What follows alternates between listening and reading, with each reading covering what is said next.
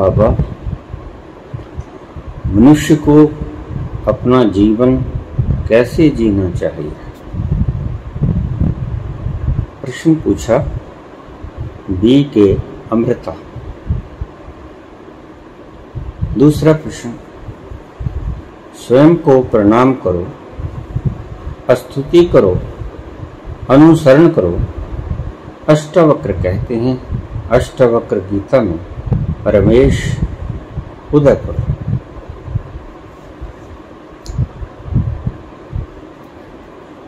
ये दोनों प्रश्न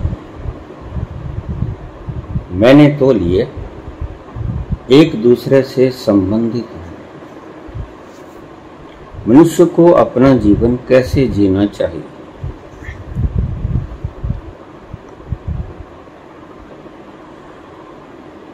परिवार,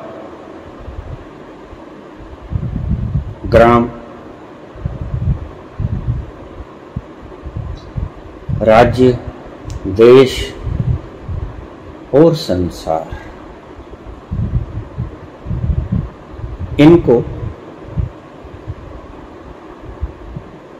शरीर आधारित, मन आधारित नहीं, वर्ण सत्य आधारित बनाते हैं।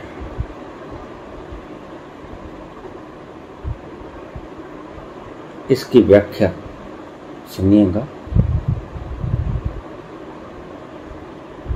अपने परिवार को, अपने आप को, अपने ग्राम को, अपने राज्य को, देश को और विश्व को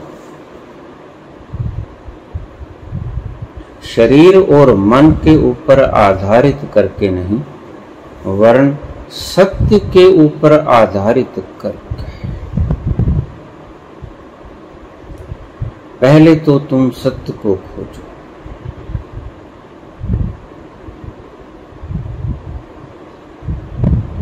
कालिदास की तरह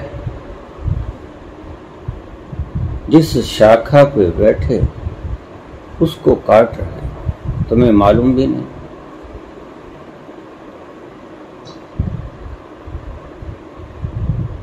तुम जिस वृक्ष की शाखा पे बैठे उसे काट रहे हो, जब वो वृक्ष गिर जाएगा तो तुम्हें मालूम नहीं कि तुम भी गिर जाओगे, चोट लगेगी।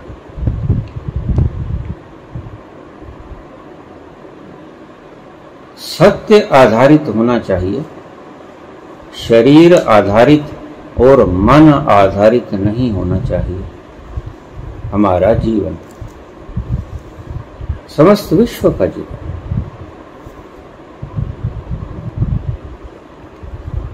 जब हम जीवन को सत्य केंद्रित करके जीने लगेंगे तो हमें पता होना चाहिए कि सत्य आखिर है क्या।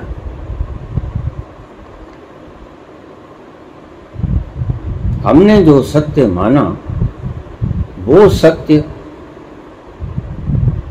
या संत जो कहते हैं, ऋषि जो कहते हैं, मुनि जो कहते हैं, वह सत्य।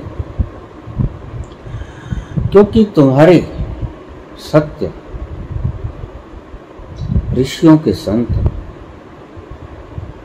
के सत्य से मेल नहीं खाते।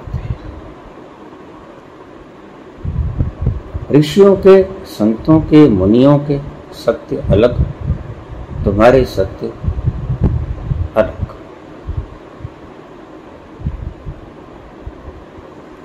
तुम सुबह उठते हो, नित्य कर्म करते हो, दुकान पे जाते हो, दफ्तर में जाते हो, काम धाम निपटाते हो, वापस आ जाते हो, शाम लौट आते हो घर पे।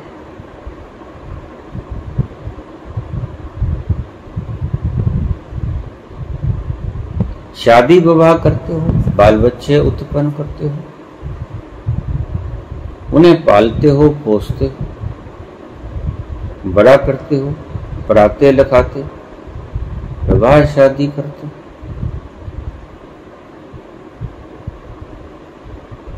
हो। सोते जगते घूमते फिरते अपने कर्तव्यों का निर्वहन करते करते एक दिन तुम बिछ जाते हो धरती।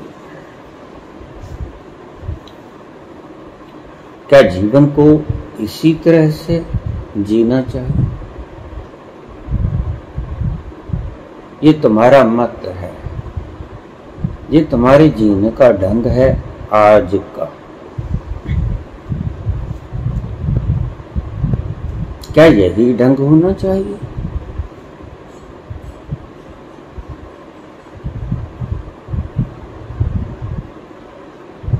सुख की कामना करते हो, सुख के साधन उपलब्ध करते हो, सुख को भोगते हो, सुखी हो पाते हो?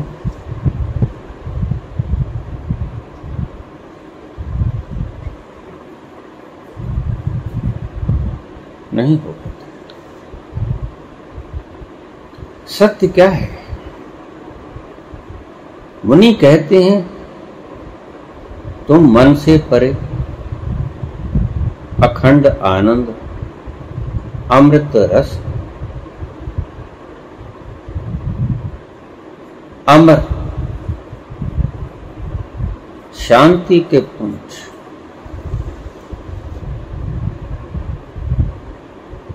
अमृत।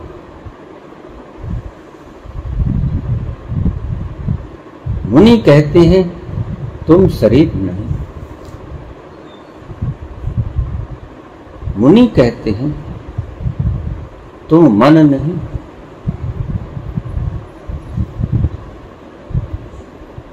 और तुम सारा दिन जो क्रियाकलाप करते हो वो शरीर और मन के ऊपर आधारित है। शरीर भूखा, इसे भोजन दे दो।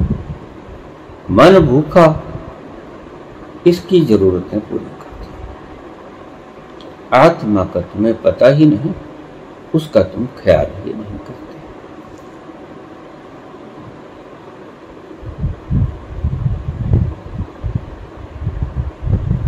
प्रश्न पूछा है बीके अमृता ने। निश्चित ही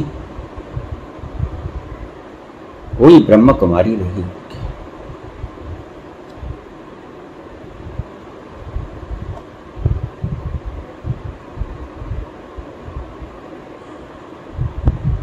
ओम शांति।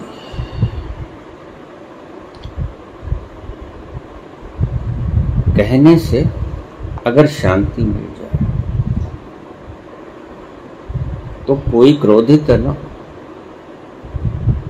और आप नहीं जानते जितने भी कत्लो गारत, झूठ तूफान, ठगी ठोरी, लूट पाट, उपद्रव, डाके, हिंसा, मारधाड़ सभी शांति के न होने के कारण होती है।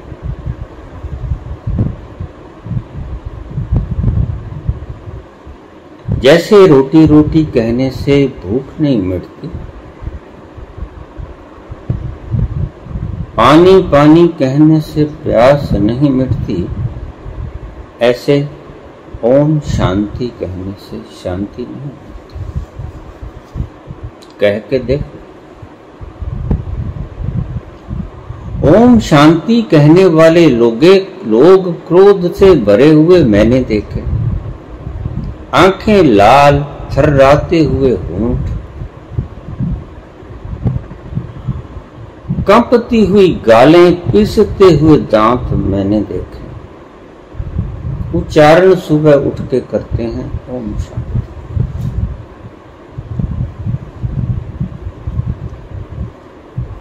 भुख्या भुख न उतरी जे बन्ना पूरियां पार।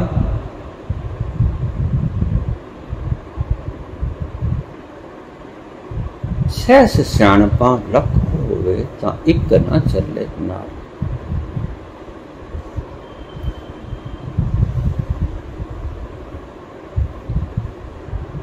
जैसे रोटी रोटी कहने से रोटी की भूख नहीं मिटती, पानी पानी कहने से पानी की प्यास नहीं मिटती, शांति ओम शांति कहने से शांति नहीं मिलती। और वाराणसी में, काशी में गूंज है आज, मैं अमृतपुत्र शिवोहम शिवोहम, अमर आत्मा सच्चिदानंद में। और इनके चेहरे देखो, लटके हुए चेहरे, चिंताग्रस्त अवसाद से भरे हुए। कहते हैं शिवोहम, सत्य चित आनंद, सत्य भी हूं, चेतन भी हूं, मुर्दार हैं, चेहरे लमके लटके, आनंद स्वरूप, और चेहरे पर किसी तरह का कोई आनंद नहीं छलकता, ना इनकी आवाज से आनंद की सुगंध आती।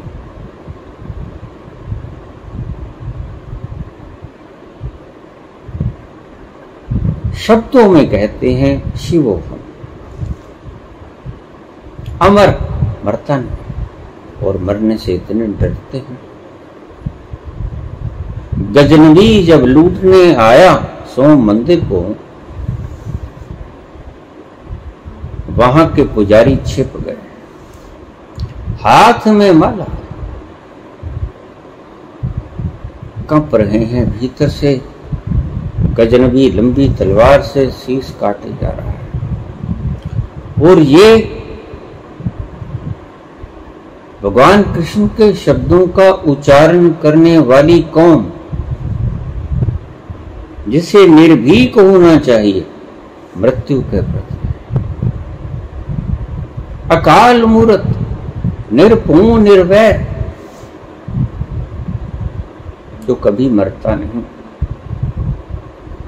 कृष्ण कहते हैं नैनम छिंदन्ति शस्त्राण, ये जो तुम गजनवी तलवार लिए फिरते हो, इससे मैं ना कटूंगा, मेरा शरीर कट जाए। गजनवी तुम मेरे शरीर को काट दोगे निश्चित, मैं ना कटूंगा, मैं ना मरूं। मरे संसारा, मैंने जो संसार का लबाधा ओढ़ रखा है, ये शरीर संसार, वो मर जाएगा। मोहे मिला जिला बनहारा, मैं तो उस तत्व के पास पहुंच चुका हूं। शिवोहम शिवो, अमर आत्मा, मैं मरता नहीं, आत्मा। सच्चिदानंद मैं हूं, सत्य चित आनंद में हूं, मेरा स्वरूप है। तुम्हारी तलवार मुझे ना काट पाएगी। यही मंसूर ने कहा। कटा, मेरा हाथ कटा, मैं कहां कटा, मेरे पांव कटे, मैं कहां कटा।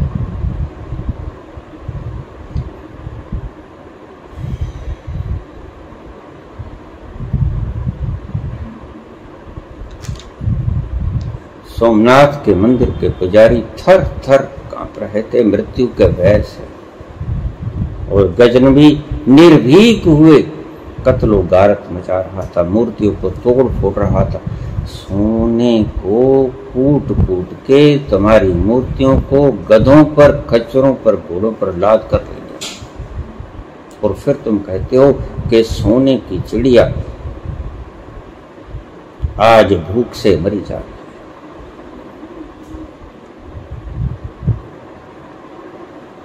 कृष्ण की गीता का गुणगान करने वाले, रोज नित्य क्रम से पाठ करने वाले लोग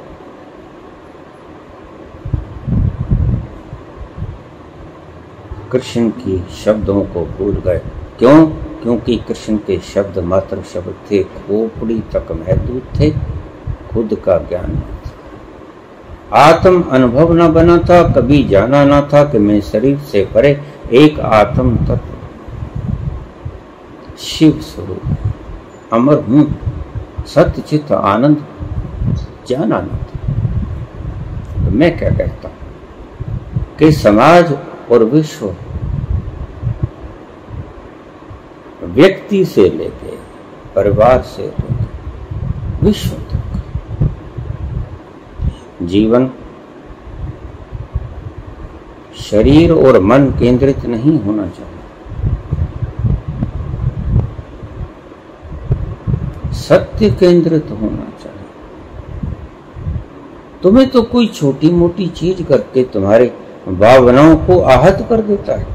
तुम तो 295 लगाने को तैयार ही रहते हो। तुम्हारी भावनाएं आहत हो जाती हैं। ठीक भी है।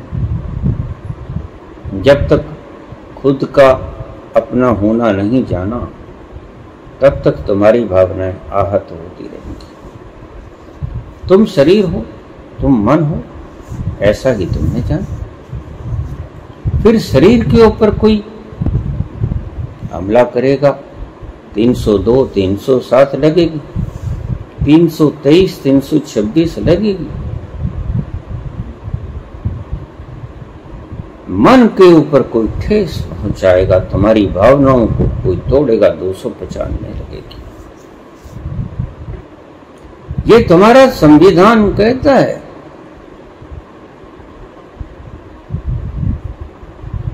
और संविधान को कोई ज्ञान नहीं कि वो है कौन। संविधान की बेसिस के ऊपर न्याय करने वाले जज तक नहीं जानते कि मैं हूं कौन।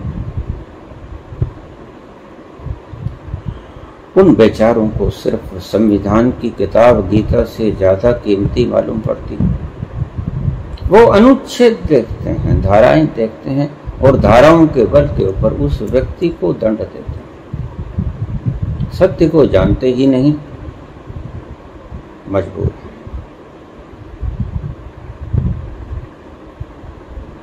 मैं क्या कहता हूं?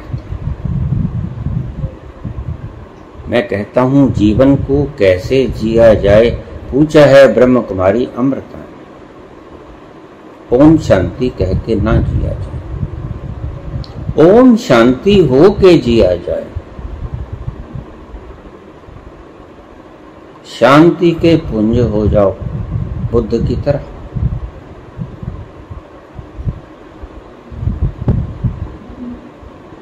ये कोई फार्मूला नहीं है, ये सत्य है। फार्मूला तुम्हारा मैथ, तुम्हारा अलजेब्रा बनाता है। सत्य को कोई नहीं बनाता। सत्य सेल्फ क्रिएटेड है। सत्य खुद का निर्माण खुद किए है।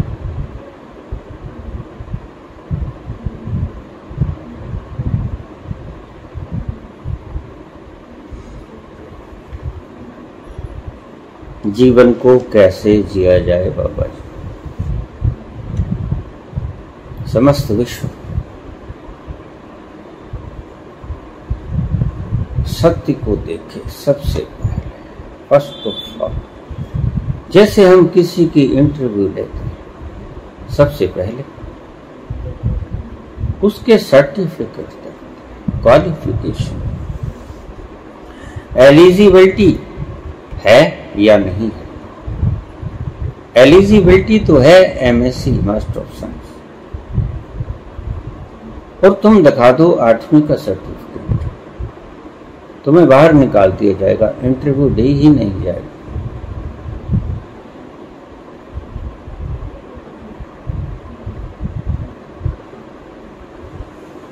सत्य क्या है? या तो तुम्हारे संत, तुम्हारे ऋषि,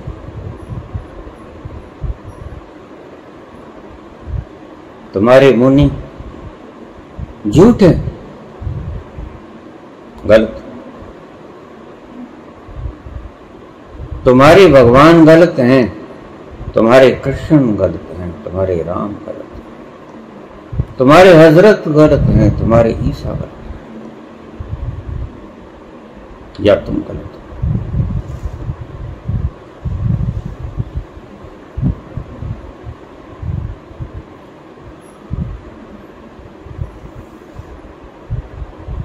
जो आज तुम कर रहे हो वो कृष्ण ने बिल्कुल नहीं कहा।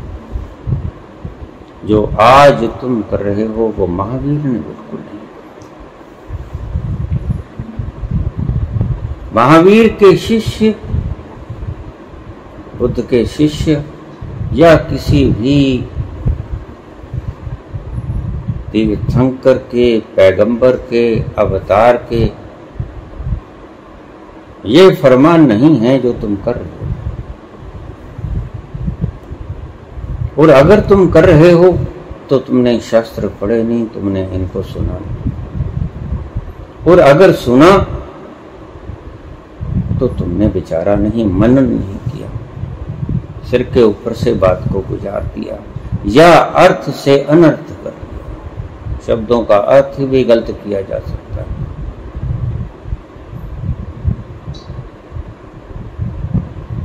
माओ सेतुंग के हाथ में जब भगवत गीता लगी और उसने पढ़ी, चाइनीज अनुवाद, सिर पे रख के नाचने लगा। पूछा उसके सहयोगियों ने, क्या हुआ माओ, आज नाचने की क्यों तबीयत हुई? उसने कहा, आज मुझे वो सूत्र मिल गया।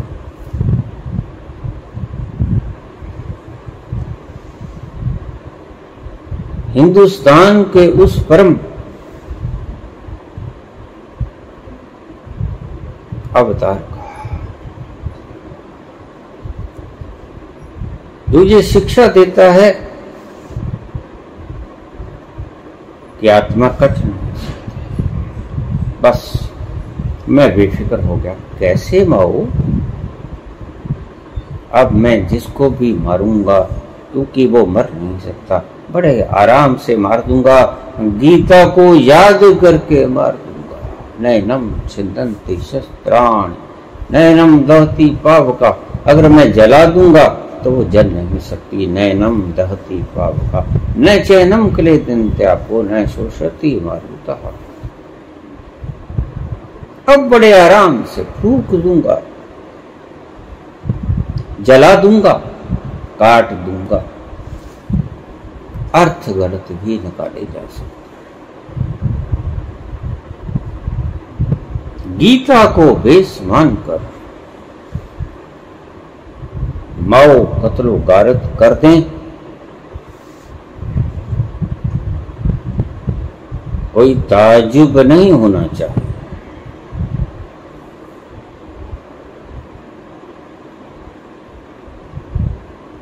जीवन को कैसे जीना चाहिए बाबा?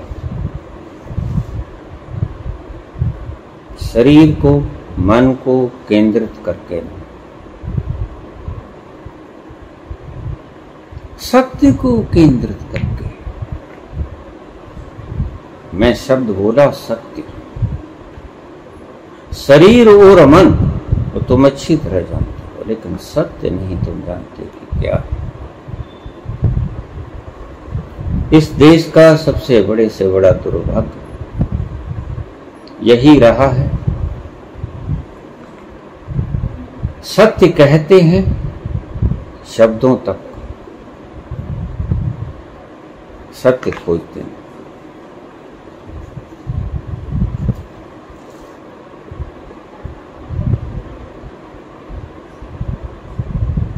सत्य को जान। मुनि ठीक कह रहे, संत ठीक कह रहे, कि तुम्हारे ऋषिगण ठीक बोल रहे या झूठे हैं, काफिर हैं, तुम्हें लूटना चाहते हैं, तुम्हें गुमराह करना चाहते हैं।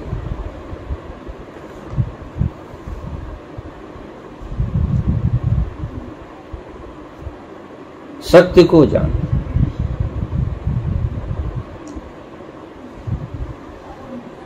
और फिर फैसला करो कि तुम्हें क्या करना चाहिए, जीवन कैसे जीना चाहिए। और बड़े मजे की बात है,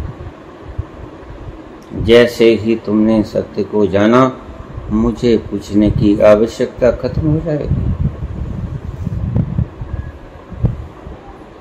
अमृता मुझे ना पूछ पाओगी कि कैसे जीना चाहिए जीवन। जीवन का तरीका तुम खुद ही खोज लो। जिसको सत्य का पता चल गया उसको जीवन का तरीका सिखाना पड़ता है क्या?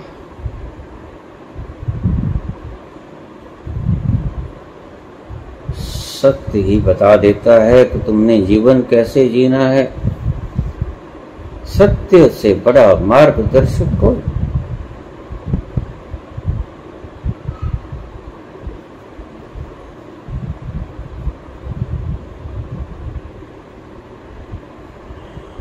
सत्य को खोजो। सत्य क्या है? बहुत बार बोला, सभी ने बोला, शास्त्र भरे पड़े, शास्त्र भरे पड़े हैं, उपनिषद भरे पड़े, वेद भरे पड़े, एक एक ऋचाएं वेद की, उपनिषद के श्लोक,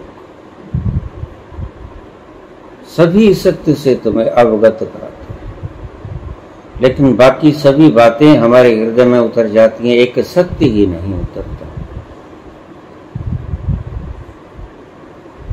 सत्य को छोड़कर हम सब कुछ करते हैं। सत्य को जानने की चेष्टा भर नहीं होती। और एक साथ है सब सब है, सब साथ है सब जाए। तुम सब साथ लेते हो, एक को नहीं साथ। सत्य नहीं साधते, सत्य नहीं पता करते कि है क्या। जैसे हाई कोर्ट सुप्रीम कोर्ट का जज न्यायाधीश के कुर्सी के ऊपर बैठा सत्य की तलाश करने के बिना ही फैसला सुना दे, बिल्कुल तुम ऐसे ही।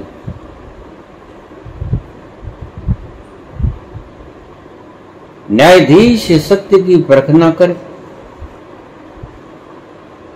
सत्य का परीक्षण ना करे, सत्य को देखे ना, विचारे ना और फैसला सुना दे, तुम अपनी जिंदगी को ऐसे ही जी रहे। एक व्यक्ति मेरे पास है, दिन भर रात आते बस पांव को हाथ लगाने आया। बाबा, अरे कहाँ चले, बैठो। नहीं बाबा, वक्त बड़ा कम है।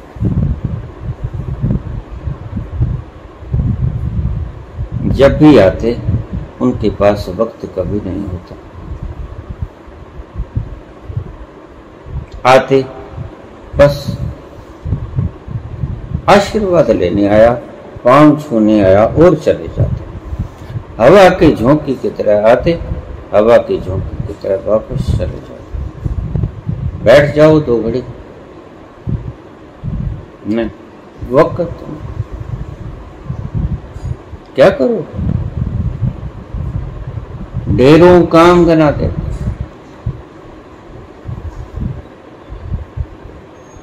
पैसा कमाना है, शोहरत कमानी है, प्रमोशन करनी है,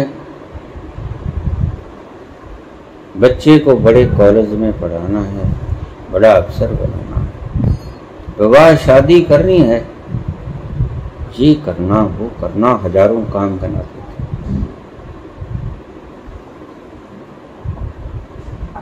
मैंने कहा छोड़ो, ये खुद की चिंता कब करोगे? ये पूरा जीवन गुजार दिया और न जाने कितने जीवन गुजार दिए।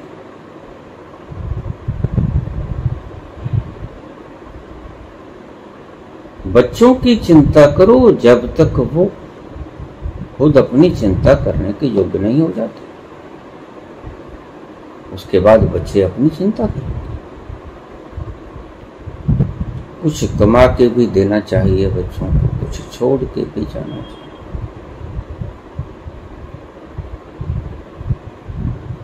शास्त्र में एक शब्द लिखा, पूत कपूत तो क्यों धन संचय, पूत सपूत तो क्यों धन संचय। अगर पुत्र कपुत्र है तो धन का संग्रह क्यों करते हो, गंवा देगा। बैली निकल जाएगा, इंजेक्शन लगा लेगा चिट्टे का, मर जाएगा। और पूत सपूत तो क्यों धन संचय, अगर वो सपूत है तो क्यों कमाना, खुद कमा लेगा। जिन्होंने अपने दम पर कमाया वो भी तो किसी के पुत्र थे।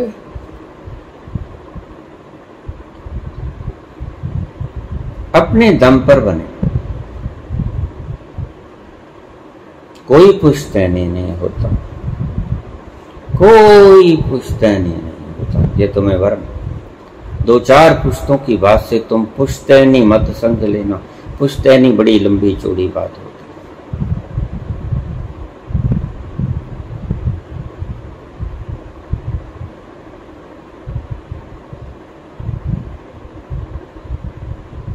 पूत सपूत तो क्यों धन संचय।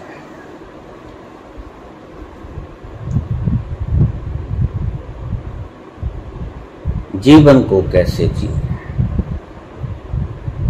मुझसे पूछा है। मैं अपना ही दृष्टिकोण होता।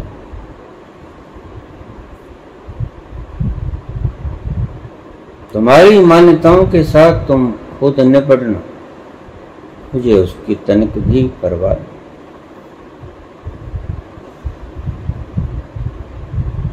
धन कमाना संचय के लिए नहीं कमाना, जरूरत के लिए अवश्य कमाना।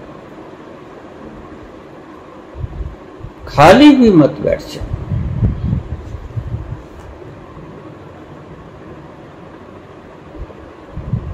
क्योंकि खाली तुम बैठ नहीं सकते। भगवान कृष्ण कहते हैं कि व्यक्ति एक पल के लिए भी खाली नहीं बैठ सकता, कुछ न कुछ करेगा। हाथ पांव इधर उधर करेगा। तुमने देखा होगा लोग बैठे होते हैं, पांव को हिलाते चले जाते हैं, हालांकि पांव को हिलाने की कोई बात भी नहीं। अगर चलना पड़े तो पांव को हिलाना जरूरी। बैठे बैठे क्या चलते हो, लेकिन ये बैठे बैठे चलते हैं। जो पांव को हिला रहे हैं, हाथ को हिला रहे हैं, चले जा रहे हैं और बात किए जा रहे हैं, और बात करने वाला सामने कोई नहीं, लेकिन बात करे जा रहे, हंसे जा रहे, और बात कुछ भी नहीं, सामने कोई वार्तालाप करने वाला नहीं, अकेले चले जा रहे हैं, हंस रहे हैं, बुड़बुड़ा रहे हैं। जरा ये बताना कि पागलों के और लक्षण क्या हुआ करते? यही होते हैं, अकेले में।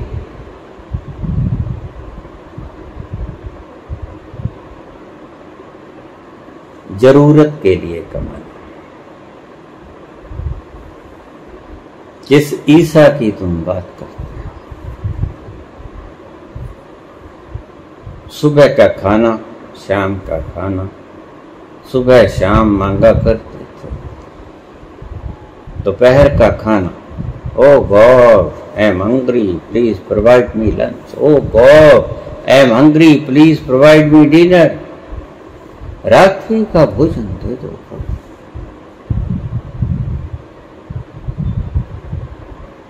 और वहां से गुजरने वाले लोग पूछते, ईसा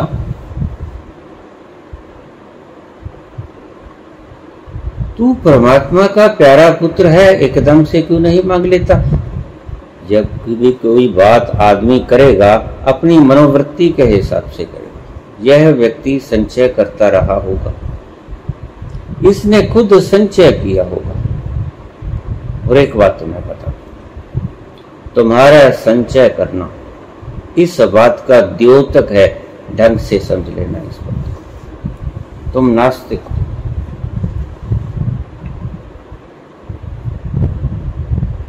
नास्तिक व्यक्ति ही इकट्ठा करने में निमग्न रहा करता है, आस्तिक व्यक्ति कभी इकट्ठा नहीं करता।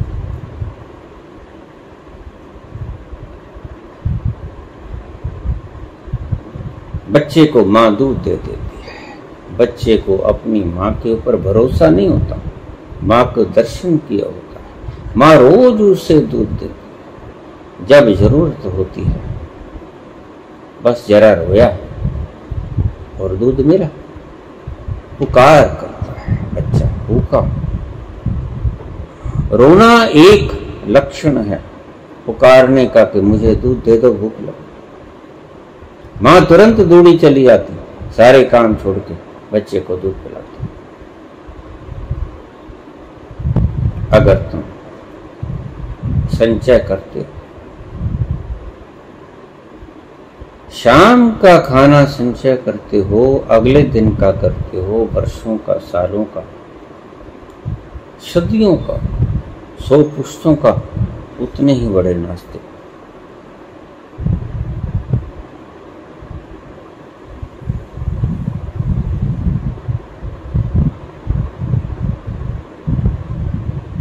शाम के खाने के संचय करने का अर्थ ईश्वर पर विश्वास न करना।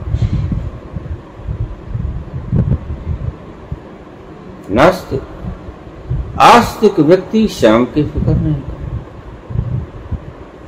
आस्तिक व्यक्ति अब की फिक्र भी नहीं करेगा, फिक्र नहीं करेगा, मात्र फिक्र नहीं करेगा, चिंता से मुक्त रहेगा। हाँ, मांग करेगा। जो मांगू ठाकुर अपने ते सोई सोई देवे। इस शब्द का अर्थ गलत ले लिया गया। नानक के ये शब्द, जो मांगू ठाकुर अपने ते सोई सोई देवे, लोगों ने इसका अर्थ ले लिया, शिष्यों ने इसका अर्थ ले लिया कि परमात्मा से जो भी कुछ मांगोगे वो दे देगा। नहीं, इसका अर्थ ये था बाबा नानक का कि तुम फिक्र मत करो, तुम्हारी जरूरतें बिन मांगे पूरी हो जाएंगी। बिन मांगे मोती मिले, मांगे मिले ना भीख। तुम मत मांगो, तुम्हें बिना मांगे तुम्हारी इच्छा ही तुम्हारी मांग बन जाएगी, तुम्हारी जरूरत ही तुम्हारी मांग बन जाएगी। शब्दों से थोड़ा कहना पड़ता है कि भूख लगी है, बस थोड़ा इशारा मात्र करना होता है। और जिसको इतना पता नहीं कि इसको भूख लगी है, वो परमात्मा भी कैसा होगा।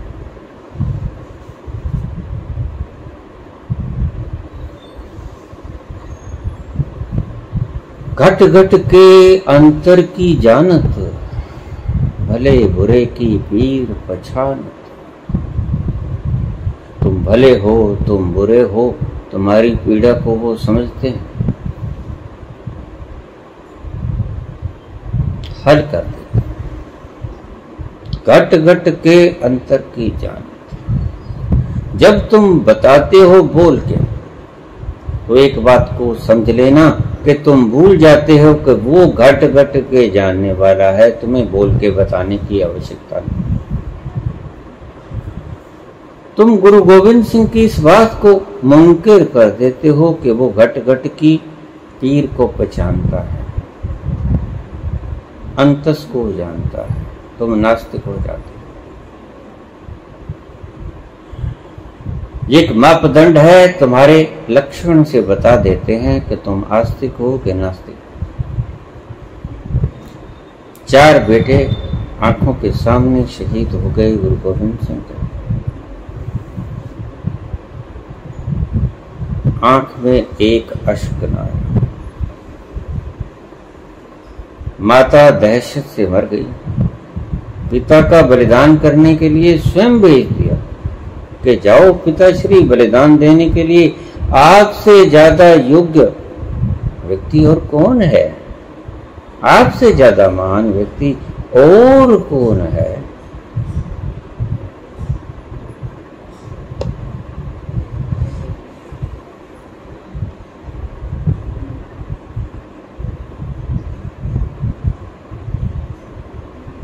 उन्हें पता था,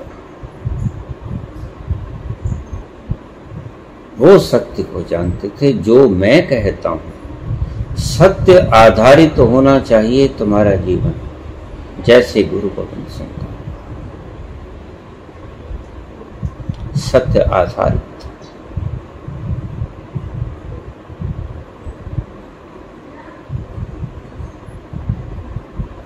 घट घट के अंतर की जानत, भले बुरे की पीर पछानत। तुम भले हो, तुम बुरे हो, तुम्हारी पीड़ा को अच्छी तरह से समझते हैं। आखिर हो तो उसके पुत्र ही। भले हो, बुरे हो, कुछ भी हो तो उसके पुत्र ही।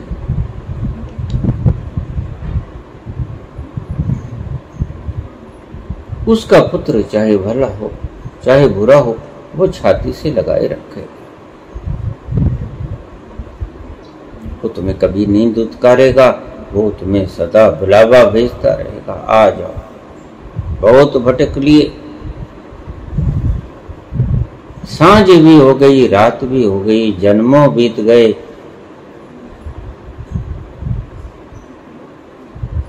अब तो आ जाओ।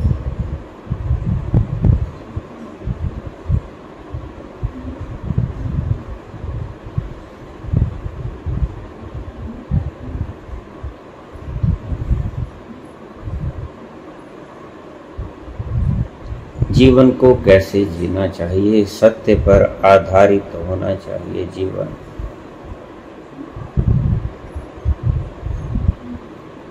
और सत्य क्या है मैंने अभी तक बोला नहीं। अभी तक मैं सिर्फ व्याख्या मात्र कर रहा था, मैंने बोला नहीं सत्य क्या है। क्यों नहीं बोला? शास्त्रों ने इतना बोला, संबोधि युक्त पुरुषों ने इतना बोला, संतों ने इतना बोला, मुनियों ने इतना बोला, ऋषियों ने इतना बोला। कोई पारावार न रहा, बाढ़ आ गई बोलने की कि तुम सत्य स्वरूप हो और तुम कौन हो। और जितना बोला उतना आपने खोजना बंद कर दिया। बड़ी त्रासदी हुई। जब व्यक्ति को उत्तर का पता होता है तो वो उत्तर खोजने की चेष्टा नहीं करता, बस उत्तर को पकड़ लेता है। इसलिए तोते पैदा किया, ज्ञानी नहीं पैदा किया। आज तुम्हारे धर्मगुरु तोते, सिखाए गए तोते, पढ़ाए गए तोते, अच्छी तरह से अनुभव कुछ नहीं। किसी का सतलोक कहीं और दूर, योजनों दूर, बड़े लोग क्रॉस करके लोग आता है। किसी का सचखंड दूर, किसी का शिव बाबा बहुत दूर बैठा है, लेकिन दूर बैठा है। और एक का नहीं, सभी का दूर बैठा है। शिव बाबा भी दूर, सतलोक भी दूर, सचखंड भी दूर, तो पास क्या है? उपनिषद तो कहते हैं कि वो पास से पास है और तुम उसका दूसरा शब्द। दो शब्द बोले उपनिषद में, वह पास से पास है और दूसरा वह दूर से दूर है। तुमने दूसरा शब्द पकड़ लिया, वह दूर से दूर है। उसका पहला शब्द तुमने नहीं पकड़ा कि वह पास से पास। काहे रे बन खोजत जाए, क्यों खोजने चला? वो पास से पास है, इसका अर्थ क्या है? मैं न बताऊंगा, सभी शास्त्रों ने बताया कि कौन है वो जो पास से पास, कौन है वो जो सत्य।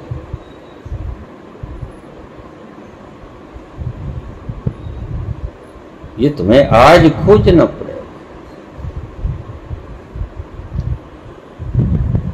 आज तुम खुद खोजो, उत्तर मैं ना बताऊंगा, क्योंकि संत थोड़े भोले निकले, उन्होंने तुम्हें उत्तर बता दिया कि 4 गुणा 4 16, 4 प्लस 4 8, 4 माइनस 4 0, 4 भाग 4 1। तुम्हें उत्तर सभी बता दिया और तुम तोते बन गए, रटे रटाए, ज्ञानी समझने लगे अपने आप को बिना खोजे।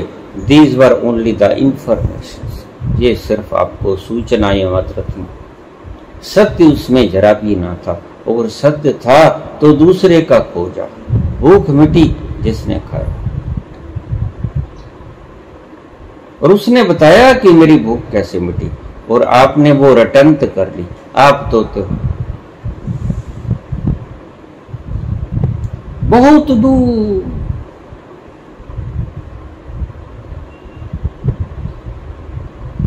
दूसरा शब्द खा गए, करीब से करीब, पास से पास। वो कौन है जो पास से पास है? उपनिषद।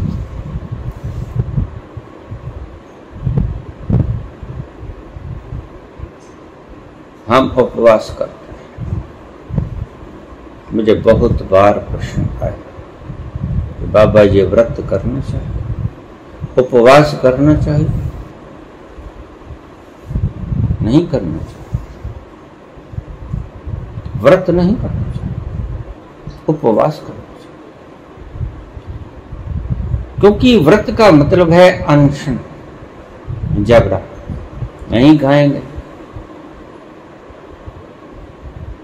हमारे पति देव की आयु लंबी करो, झगड़ा। करवा चौथ का व्रत रखा, भूखे मरेगा, ये अनशन। उपवास नहीं। उपवास का बड़ा सुंदर अर्थ।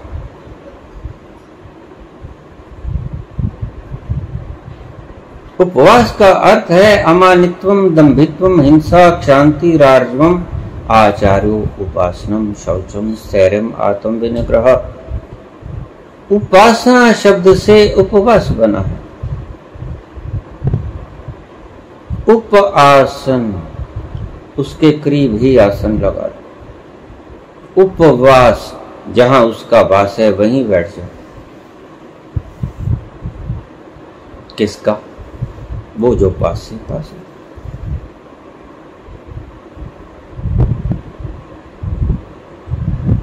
वो जो पास से पास है उसके पास बैठ जाए।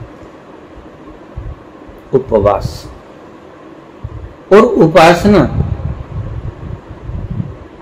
वो जो पास से पास है उसके करीब ही आसन बिछा।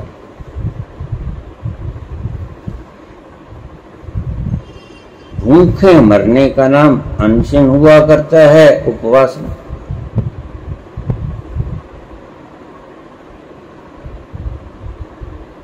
व्रत से तुम्हारी शक्ति क्षीण होगी, याद रखना। और अगर ज्यादा व्रत कर लिए तो मरो।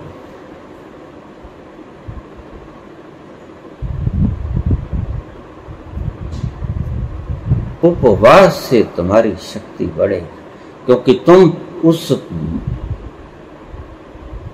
एनर्जेटिक हाउस, पावर हाउस के पास बैठ गए, आसन बिछा लिया उसके पास।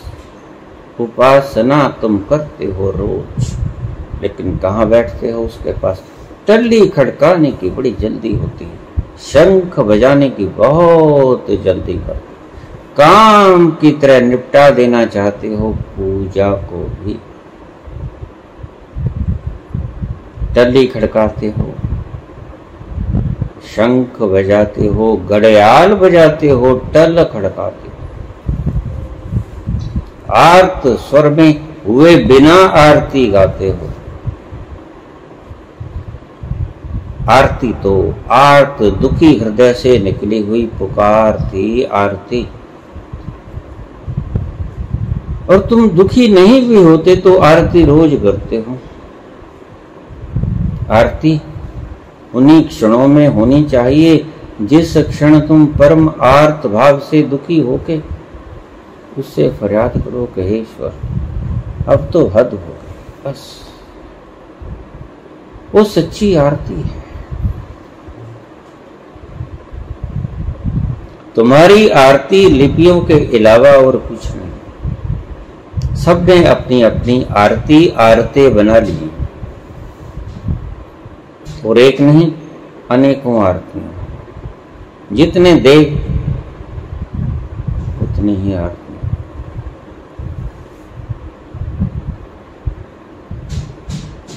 आरती शब्द का अर्थ था जब तुम दुख से इतने भर गए, संतप्त हो गए हृदय से, दुख तुम्हें त्रस्त करने लगा,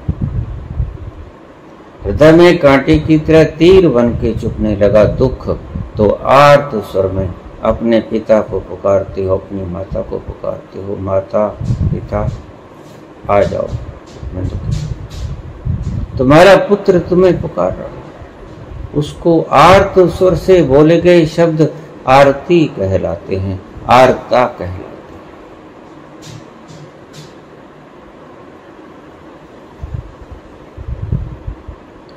हैं। जिंदगी को कैसे जिया जाए, जिंदगी को थोथे शब्दों से न जिया जाए।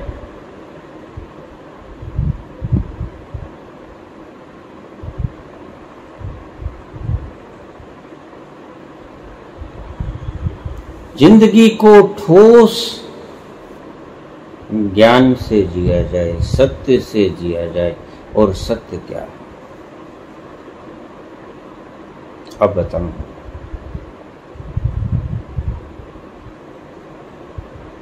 सत्य है क्या? कैसे जिए जिंदगी? मैंने कहा व्यक्ति से शुरू कर, विश्व में फैला। लेकिन जीने की कला जो तुम्हारे शास्त्र सिखाते हैं, तुम्हारी मोटिवेटर स्पीचेस सिखाती हैं, वो जिंदगी की कला नहीं।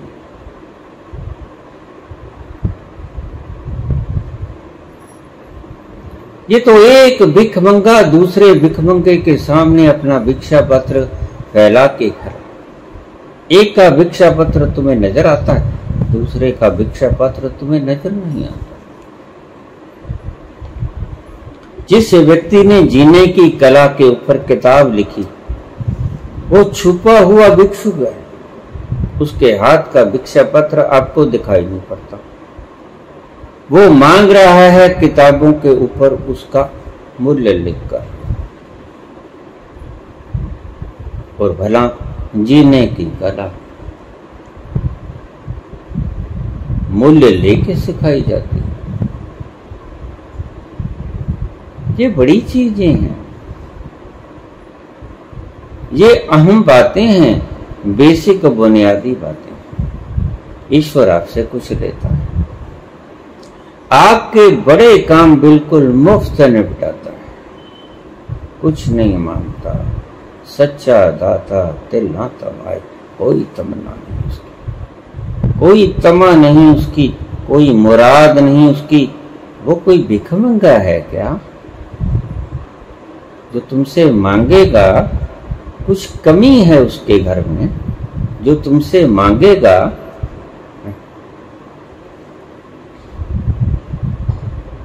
हर वक्त हृदय को धड़काता है, घट घट के अंतर की जानत।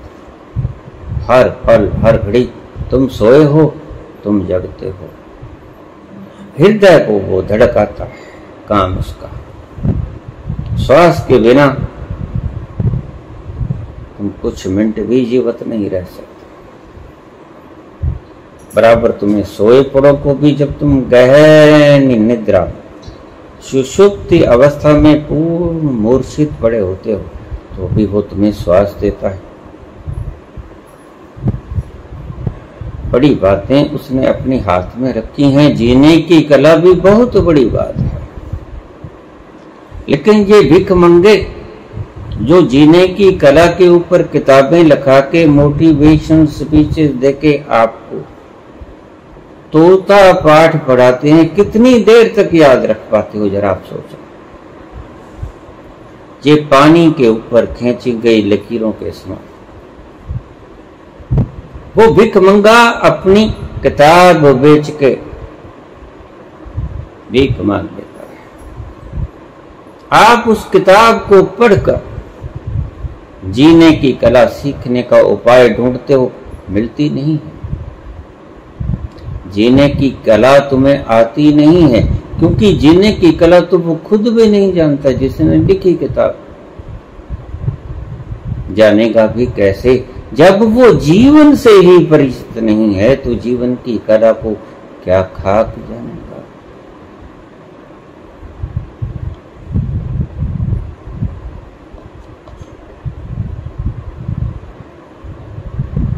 जीने की कला अगर कोई व्यक्ति आपको सिखाएगा, सत्य में सिखाएगा, तो जीने की कला सिखाने का दाम नहीं, होता ही नहीं। क्या दे पाओगे तुम उसको?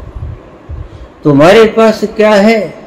फिर की अगे रखिए जित दिसै दरबार, मुंहों की बोलन बोली है जित सुन तरह प्यार। क्या दे सकते हो आप उसे जो तुम्हें जीने की कला सिखाता है? ऐसा क्या है तुम्हारे पास उसके प्रत्युत्तर में जो बराबर की दोनों पलड़ों को बराबर कर सके, उसका दाम चुका सके? किताब का दाम तुम चुका दो, माना चुका भी देते हो, लेकिन जो सत्य में तुम्हें जीने की कला सिखाता है उसका दाम क्या है तुम्हें पता नहीं। और जो मांगेगा वो मूर्ख है, वो जीवन की कला खुद नहीं जानता। जीने का ढंग वो ही बता सकता है जो निश्चित प्रयोजन हो, जिसका अपना कोई स्वार्थ नहीं। सत्य का मार्ग वो ही दिखा सकता है जो सिंहासनों को लात मार के आया, जो आपके सामने भिक्षा पत्र फैलाए ना पड़ा।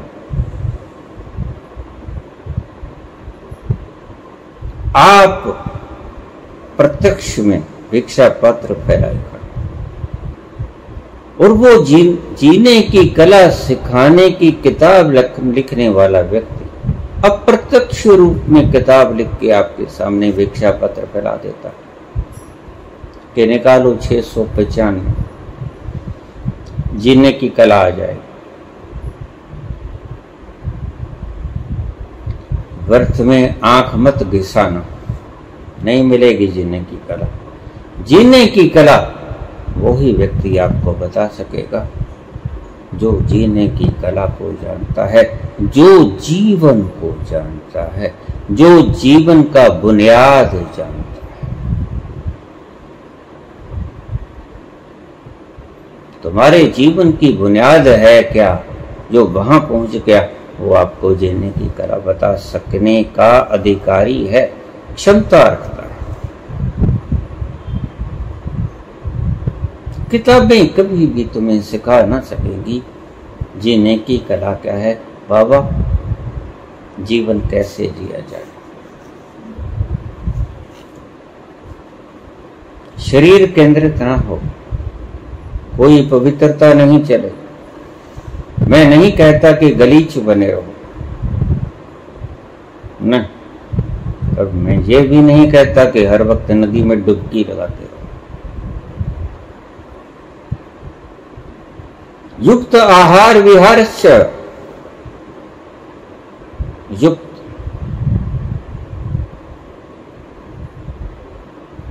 बिल्कुल सटीक रूप से आहार का, व्यवहार का, युक्त आहार विहारस्य,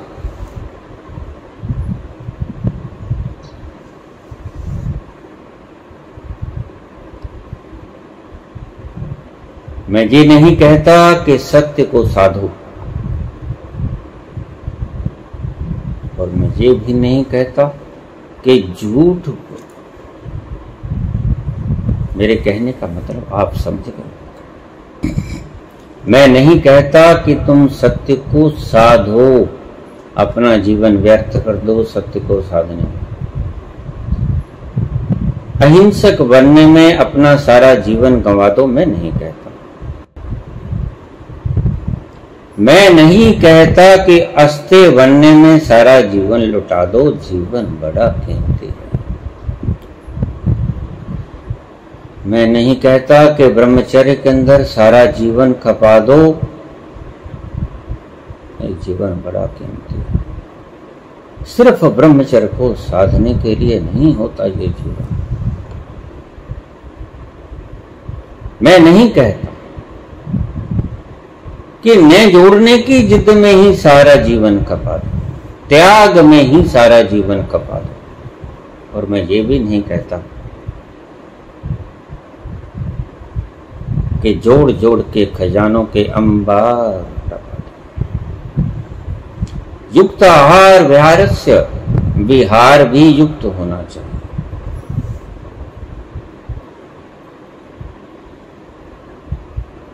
उतना कमाओ जितना जरूरत, उतना खाओ जितनी आवश्यकता। सुबह से शाम तक गधों की तरह मुंह चलाना अमानवीय है।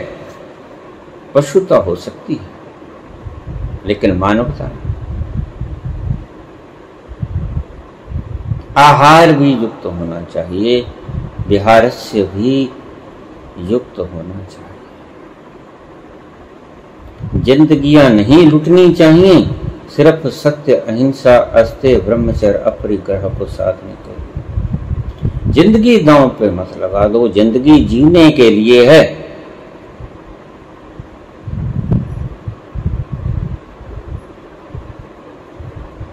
सत्य को साधने के लिए नहीं,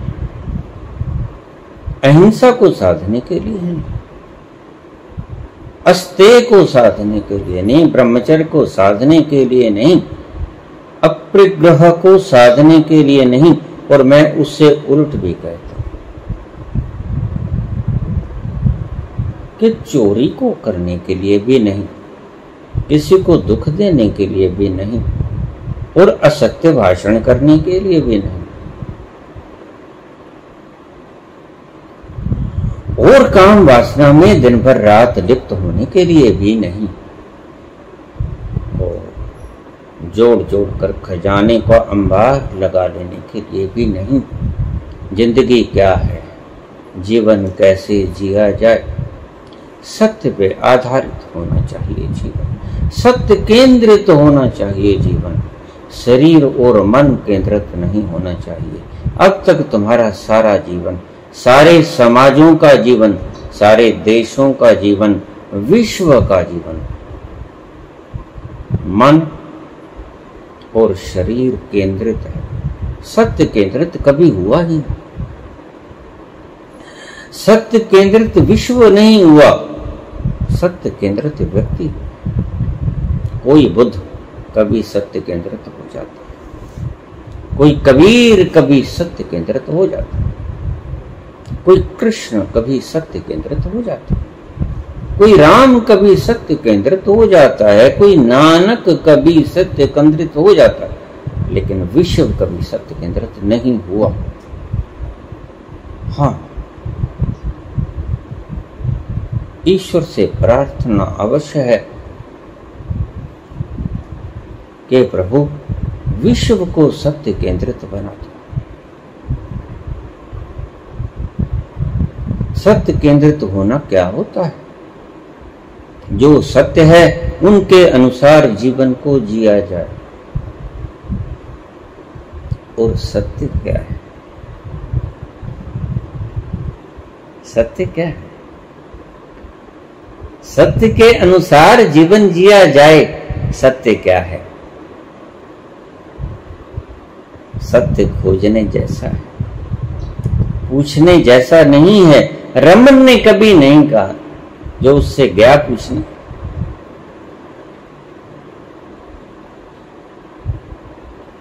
महर्षि, मैं दुखी हूं, मैं त्रस्त हूं, तूफानों से ग्रसित हूं, अभावों से पीड़ित हूं, अत्यधिक शारीरिक मानसिक रोग, मैं क्या करूं?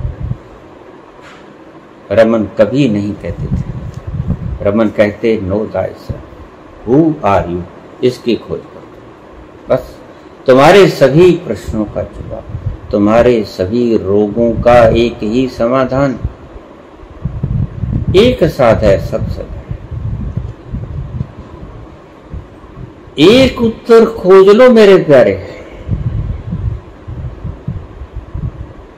दूसरे उत्तर की आवश्यकता नहीं है, बचिए बेगिंगे। एक उत्तर खोज लो। प्रश्न कर देते थे रमन, तुम कौन हो ये खोजो, और तुम कौन हो ये शास्त्रों में तो भरा पड़ा है। मैं भी बता दूंगा, कोई फर्क नहीं पड़ता। सारी वीडियोस में यही बोला हूं कि सत्य क्या है।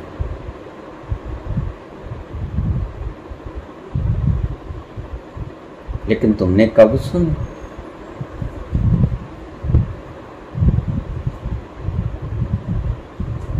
सत्य केंद्रित होना चाहिए। तुम्हारा जीवन के जीने का ढंग शरीर केंद्रित नहीं होना चाहिए।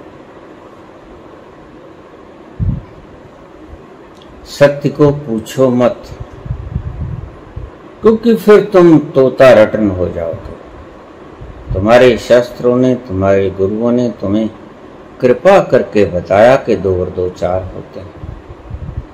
2 में से 2 घटाएं तो -0 हो जाता है, और 2 को 2 से गुणित कर दें तो 4 हो जाता है, और 2 को 2 से भाग कर दें तो 1 रह जाता है।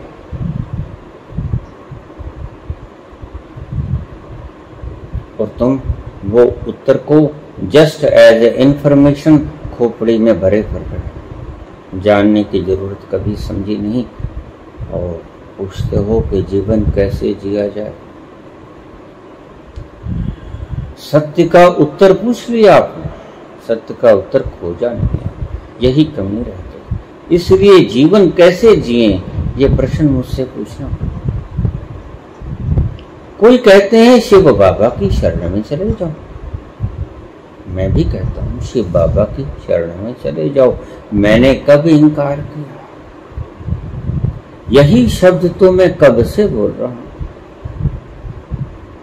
कि शिव बाबा की शरण में चले जाओ, लेकिन वो शिव बाबा है कहां?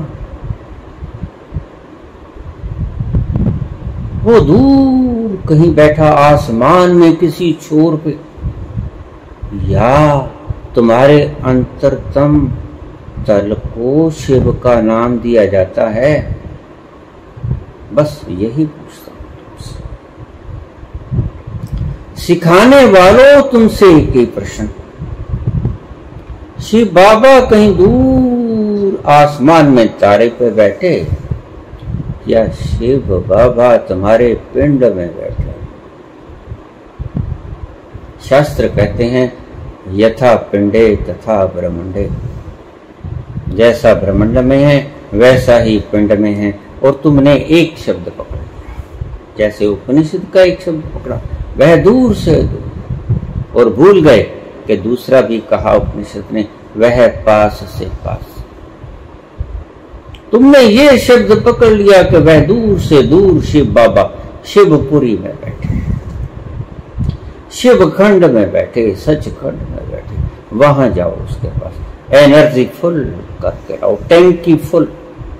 जैसे हम जाते हैं पेट्रोल पंप पर और टैंकी फुल कर दे भाई, ऐसे ही शिव बाबा की शरण में जाके टैंकी फुल करा के आओ। लेकिन गंतव्य कहाँ है? डेस्टिनेशन कहाँ उसका? किसी तारे पर बहुत दूर, वो ध्रुव से भी पर बहुत दूर, उसके पास जाओ। ये शब्द पकड़ लिया, लेकिन वो पास से पास, ये चूक गए उपनिषद का वचन। संत कहते हैं वो पास से पास है। शिव बाबा तुम्हारे भीतर ही नहीं। अब मैं सत्य को उद्घाटित करूंगा। शिव बाबा सत्य है। जैसे ओम शांति कहने से तुम शांत नहीं होते, नहीं तो हर क्रोधी को यह मंत्र बड़ा रास आएगा। क्रोध के क्षणों में ओम शांति का पाठ करते हो, दब जाएगी अशांति, मौका पाकर फिर खड़ी हो जाएगी अशांति। जो भीतर से आ रही थी आपने लेपन करके दबा दिया, जैसे किसी पात्र में सुराख हो जाए और उसके भीतर की चीजें बिखरने लगे बाहर। सुराख के जरिए पानी से भरा एक पात्र, आप उसके भीतर सुराख कर दिए, पानी बाहर धार बन के आया और आपने वो धार फेविकोल लगा के बंद कर दिया। लेकिन क्या, जैसे ही वो फेविकोल हटेगी, सुराख खुलेगा, भीतर का वो पानी धार बन के बाहर आएगा? नहीं आएगा, सड़ांध से भर जाएगा इतने दिनों में। ये फर्क पड़ेगा। पहले साफ सुथरा पानी आता, लेकिन आज सालों के बाद जब तुमने उसे मौका दिया बाहर आने का, सड़ांध भर के आएगा पानी, पीने योग्य भी ना होगा, यहां तक के मुश्क इतना मारेगा कि सूंघने योग्य भी नहीं होगा।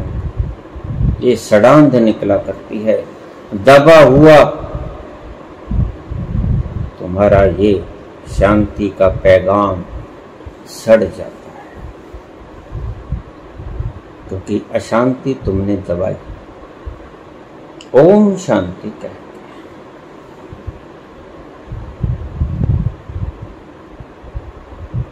भीतर का पानी बाहर निकल जाता, ज्यादा बढ़िया।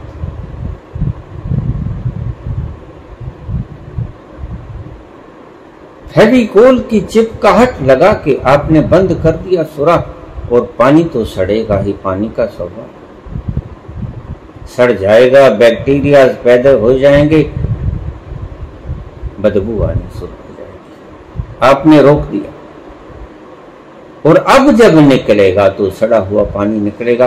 और सड़ा हुआ पानी किस किस को बीमार करेगा आप जानते ही।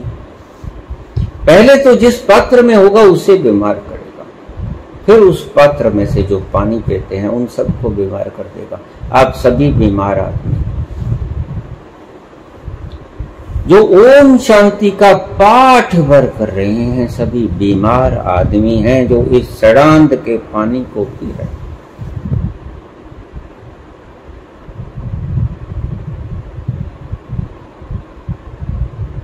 किसी भी प्रकार का जाप करने वाला व्यक्ति वो सड़ांध के पानी की तरह है, जो भीतर की प्रज्ञा को, आनंद को बाहर आने से रोक देता है। सड़ जाता है, गल जाता है उसका विचार, और जब निकलता है क्रोध बन के, काम बन के, वासना बन के, तब ऐसा सड़ता है कि आप कल्पना भी नहीं कर सकते। आप खुद भी नहीं सोच सकते कि हाँ, ऐसा तो मैंने कभी सोचा भी ना था। जीवन को कैसे जिया जाएगा? सत्य आधारित होना चाहिए। सत्य क्या है? तुम खोजना अवश्य, मैं बता देता हूं, लेकिन बता देता हूं, तोता रटन मत बना लेना। सिर्फ मात्र एक सूचना अपने दिमाग में रख के मत बैठ जाना। Just for the sake of information अपने दिमाग में फीड मत कर लेना। भीतर उतरना, आपसे पुरजोर करबद्ध प्रार्थना। क्योंकि अगर मान लिया तोता रटन कर दिया, तोते को कुछ नहीं होता। मियां मिट्टू राम राम। उन्हें शब्दों के अर्थों का कोई पता नहीं होता। तोता रटता है, अर्थ नहीं जानता, भाव नहीं जानता। राम राम कौन है नहीं पता, बोल देगा।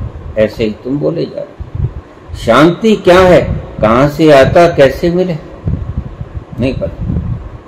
ओम कौन है, नहीं पता।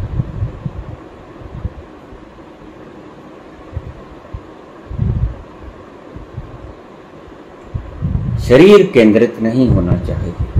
केंद्रित कहता हूं मैं, सिर्फ सेंटर्ड, ईगो सेंटर्ड नहीं होना चाहिए। सत्य केंद्रित होना चाहिए। Truth centred. सत्य क्या है? तुम खोजना। मैं बता दूं, बहुत बार बताया, तुम ही सत्य हो।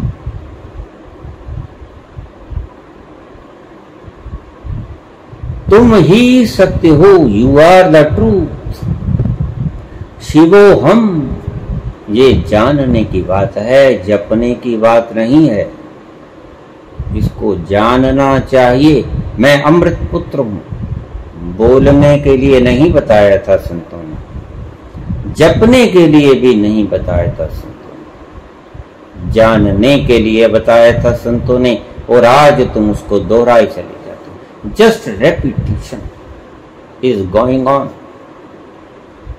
और ये रेपिटेशन आपके भीतर कोई रेवोल्यूशन पैदा ना करेगी, क्रांति घटित ना होगी आपके भीतर।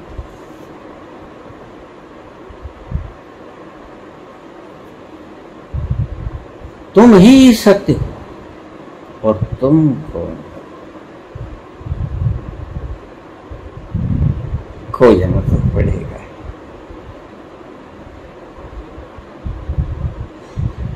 सत्य तुम हो,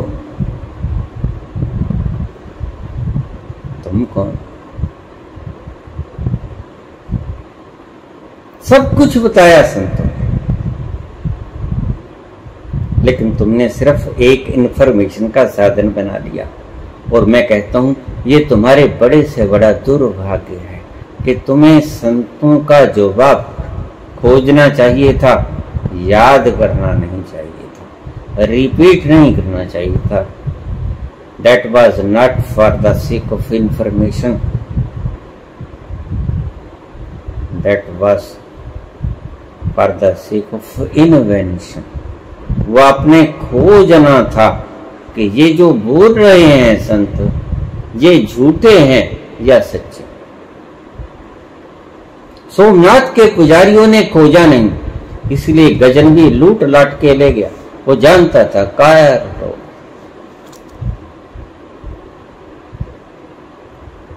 वो तुम्हारी रगों को पहचान गया था कि ये संभाषण करने वाले लोग नैनम चिंदंती शस्त्राणि, शस्त्र से डरते हैं, क्योंकि अपने आप को शरीर समझते हैं। इसलिए मैं कहता हूं शरीर केंद्रित नहीं होना चाहिए। तुम्हारी भावनाओं को ठेस पहुंच जाती है। अगर कोई अल्लाहु अकबर का नाम ले लेता, सुराख हो जाता है तुम्हारे पास। क्या बुरा है? अरे अगर तुमने उसका नाम राम की जगह अल्लाह रख लिया होता तो आज मुसलमान कहते कि क्यों अल्लाह का नाम ले रहे, और तुम मुसलमान से कहते कि क्यों राम राम पुकारे जा रहे हो। रखने की ही तो बात है। आगाज में तुमने राम रख लिया, उन्होंने अल्लाह रख लिया। आगाज में तुम अल्लाह रख लेते, वो राम रख लेते, दुविधा फिर भी रहती, सिर फिर भी कटते, लेकिन बात उलट हो जाती। फिर तुम कहते कि राम क्यों बोला भाई, अल्लाह बोला। फिर मुसलमान कहते कि तुम अल्लाह क्यों बोले भाई, राम बोलो।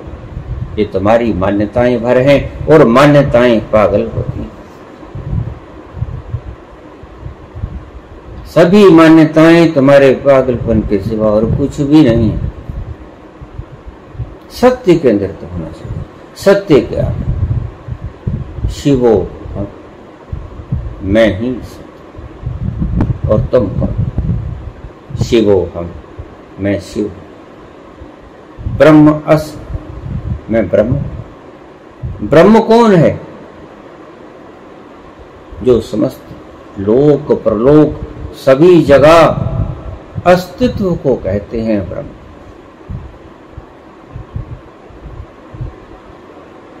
एग्जिस्टेंस इज ब्रह्म। जो कुछ भी है, what ever it is, that is ब्रह्म। जो भी है अस्तित्व, जो भी मौजूद है, ब्रह्म है।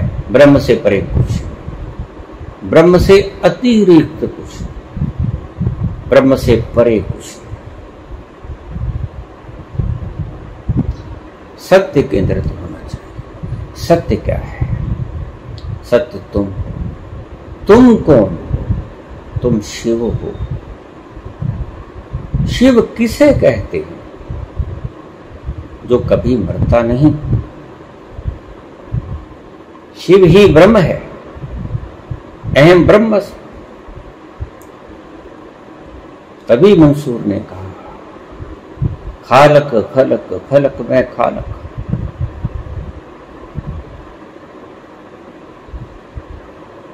खलक में खालक और खालक में खलक। ईशावास्यमिदं सर्वम यत् किंच जगतयाम जगत। इनके अर्थ एक ही पाओगे, फर्क शब्दों का है, जैसे अल्लाह और राम, बस लिपियों में फर्क है। यही हिंदुओं की लिपि उर्दू होती और मुसलमानों की लिपि हिंदी होती तो आज विवाद तो फिर भी खड़ा होता, क्योंकि तुम्हारा मन पागल है, तुम्हारी बुद्धि भ्रष्ट हो गई। लड़ते तुम फिर भी, लेकिन विवादों का कारण उल्ट होता।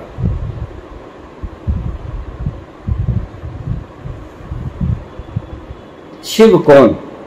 जो कभी मरता नहीं और जो सभी जगह फैला हुआ ब्रह्म। ब्रह्म जो सभी जगह फैला हुआ। ब्रह्म कौन? जो सभी जगह मौजूद है। ईशावास्यमिदं सर्वम यत् किंच जगतयाम जगत।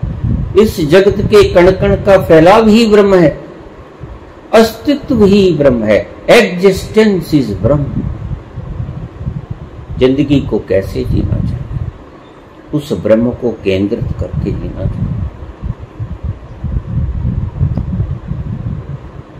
और वो ब्रह्म कैसा है?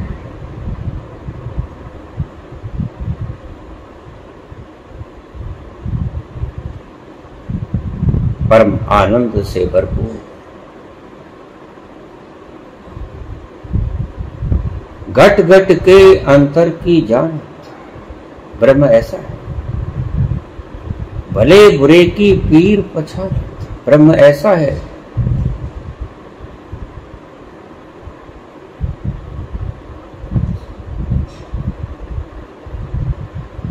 परम आनंद सत्य वो सत्य है।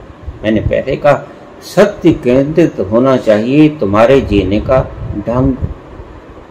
सत्य चित्त वो चेतन है, मूर्छित नहीं है। आनंद,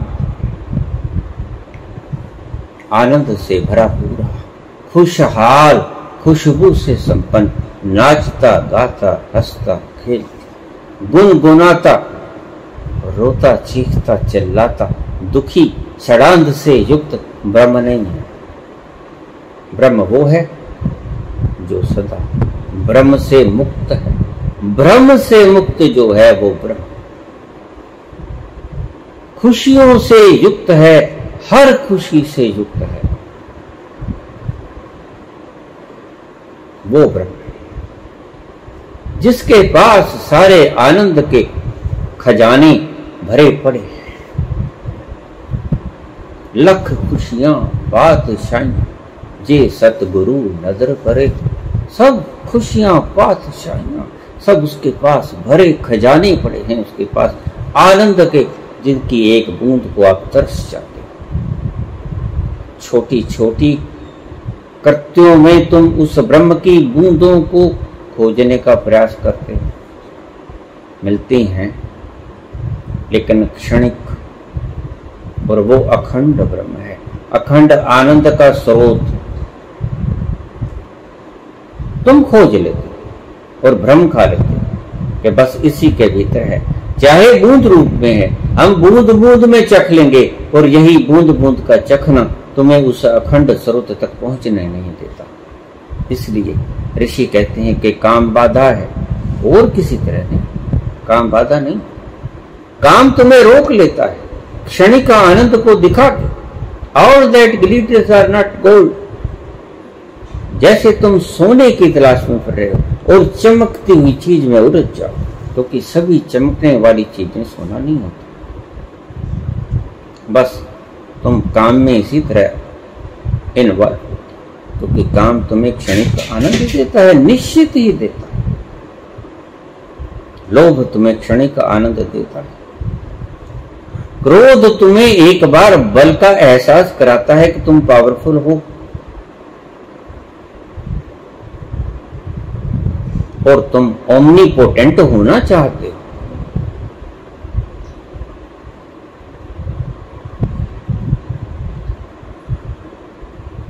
चूक जाते हो। सत्य केंद्रित होना चाहिए जीवन।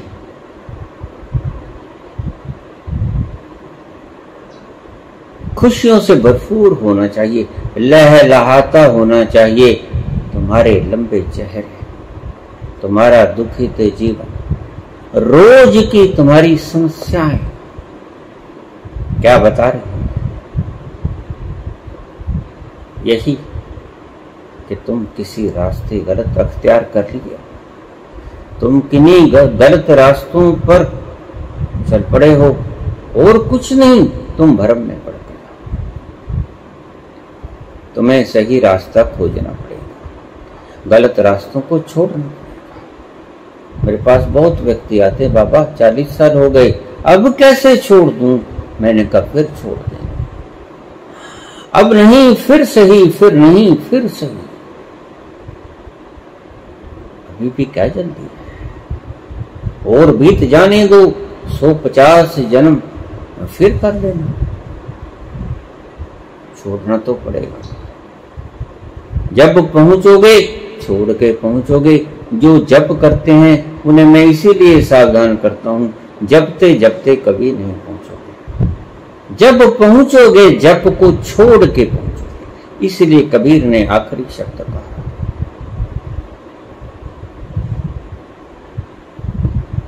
विश्राम लेना चाहूंगा मैं इस शब्द को कह के। जीवन सत्य आधारित होना चाहिए। और कबीर ने, जब कबीर पहुंचे,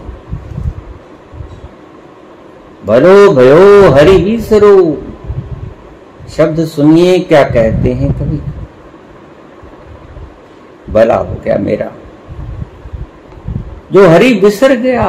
तुम याद करने की बात करते हो, स्मरण करो, याद करो, जप करो, नाम लो, उसको याद करो। लेकिन कबीर तो बिल्कुल उल्टी भाषा बोल रहे हैं। कबीर कहते हैं भलो भयो हरि बिसर गया, सर से टली बला।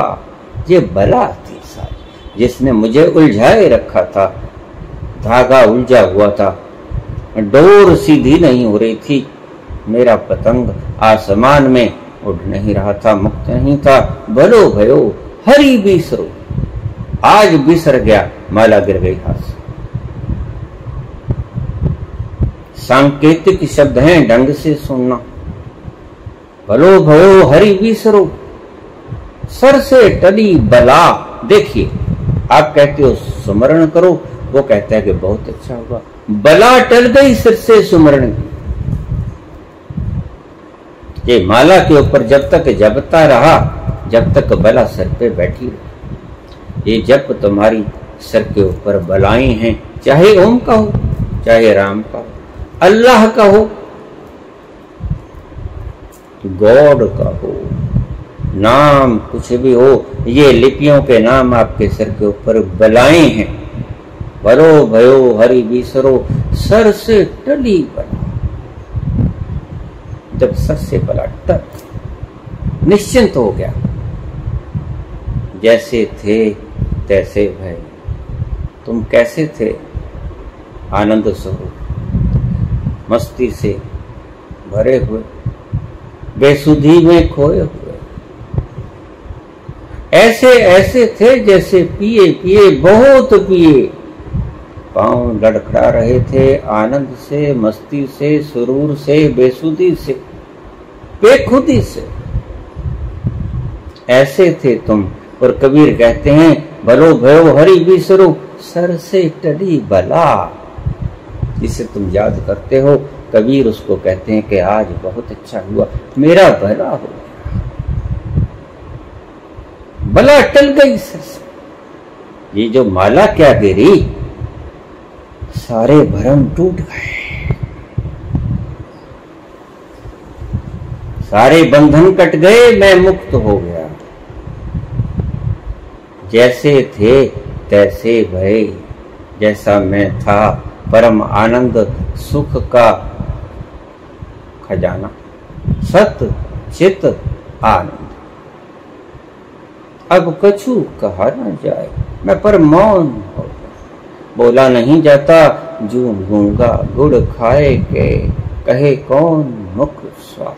अब मेरे पास जुबान नहीं है उसका व्याख्यान करने के लिए।